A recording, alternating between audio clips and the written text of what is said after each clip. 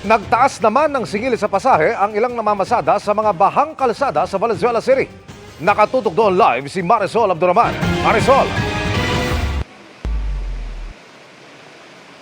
Mel, ilang araw nang nagtitiis ang mga residente sa ilang barangay na hanggang ngayon ay lubog pa rin sa baha dito sa Valenzuela City. Bit-bit ang kaldero.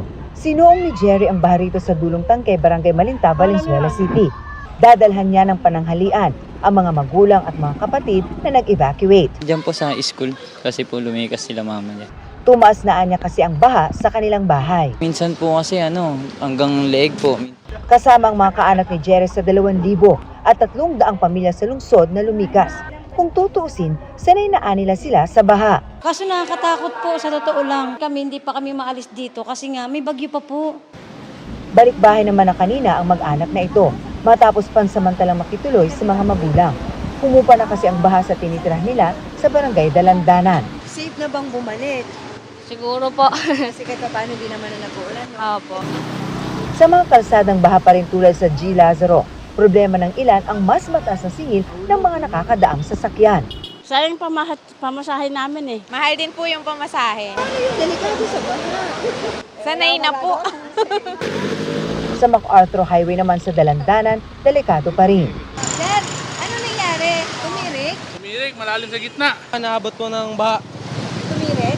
Tumirik po. Kahit mga four-wheel na sasakyan, di rin kinaya. Kaya si Jo Marie Montiveros nanigurado. Kumusta? Ilang oras ka na naghihintay dito? Mga isang oras pa lang naman. Oras? Anong hinihintay niyo po? Nag-aalangan kasi ikod numaan eh. Mga ilang oras pang hihintayin niyo niyan, sir? Siguro may isang oras.